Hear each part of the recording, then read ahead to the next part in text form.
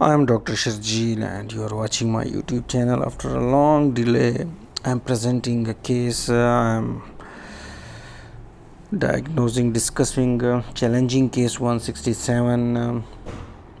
Uh, I presented this boy with bilateral preauricular skin tags, right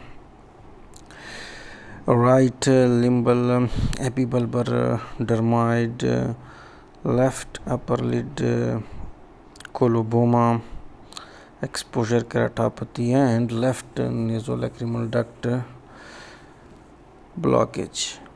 Now, parents told me that he had one surgery of cleft lip, palate, and nose as well in the past.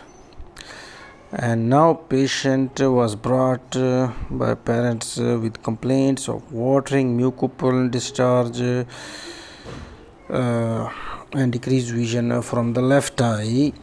Now when I checked, the regurgitation test was positive, so patient had left nasolacrimal duct blockage as well as exposure keratopathy due to upper lid coloboma. So on examination, I found the above mentioned findings: preauricular skin tags, limbal dermoid, upper lid coloboma, exposure keratopathy, nasolacrimal duct obstruction on the left side. So I made the diagnosis of Goldenhar syndrome. Now, almost similar findings are also present in the Treacher-Collins syndrome, but you will see that the lower lids are more affected in the Treacher-Collins syndrome, and lateral lid colobomas are lateral, whereas in Goldenhar they are medial and in the upper lid, whereas in Treacher-Collins they are lateral and in the lower lids, and they have got anti-mongoloid slanting facies and ectropion as well in the Treacher-Collins. So these were not present in this one, so we diagnosed him as a case of Goldenhar. But whenever you get these findings, you should also keep in mind Treacher-Collins syndrome. Now, interesting thing is that the patient was referred to me and it was seen by many other fellow ophthalmologists, but no one committed to the diagnosis, though they have written and mentioned all the findings which I have discussed. Now, what is Goldenhar? That's today's topic. Goldenhar was actually a scientist who diagnosed this spectrum of craniofacial anomalies with vertebral, cardiac, renal, and CNS defects in 1950. Now, syndrome is a triad of epipulbar dermoid, accessory auricular appendages, and oral fistulas, and it involves the derivatives of the first and second branchial arches. Risk factors for developing Goldenhar are drugs used by mothers in pregnancy, maternal diabetes and hypertension, malnutrition, exposure to tobacco during pregnancy, maternal and fetal hypoxia, cousin marriages. Diagnosis is clinical with above mentioned features along with maxillary and mandibular hypoplasias and hearing defects. Now, in this patient, it is basically a case report, because usually unilateral mandibular and maxillary facial asymmetry is observed, but here the findings were on both sides. Other ocular features. The ocular features in Goldenhar are epibulbar dermoids, solid yellow pale pinkish nodules on the limbus with surface fine hairs causing astigmatism, amblyopia, cosmetic problems. Colobomas are usually in the upper lid at medial third, like in this patient, with leg ophthalmos and exposure keratopathy. Dermolipomas may or may not be present temporally. In this patient, there was no dermolipoma. Lacrimal drainage anomalies may be present, like in this case. Other ocular features are strabismus, epicanthal folds, glaucoma, retinal and optic nerve diseases.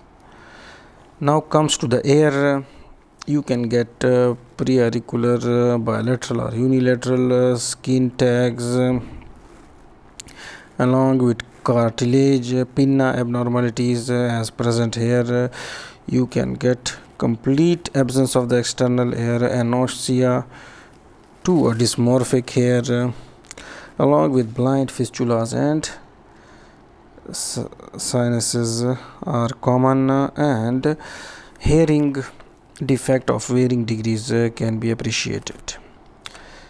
Now facial asymmetry is more common, and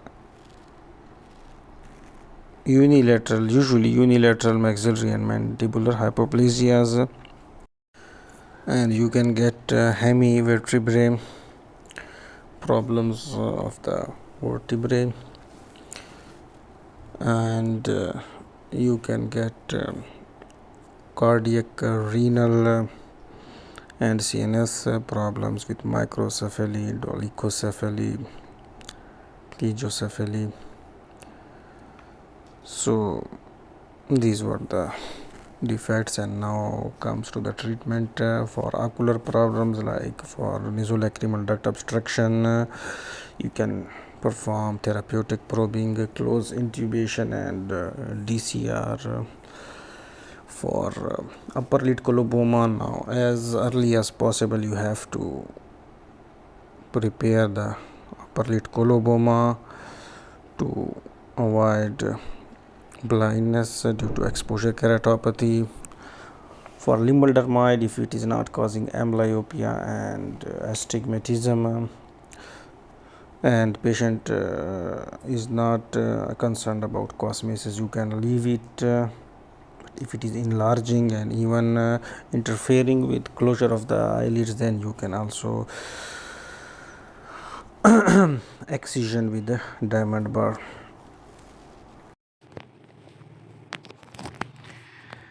And for preauricular tags and hearing defects, Goldenhar is managed with multidisciplinary approaches. So ENT surgeons, plastic surgeons can also take part in the reconstructive surgeries because it affects a wide spectrum of first and second branchial arches. So that was all about the Goldenhar syndrome. I hope you learn few new points from this video.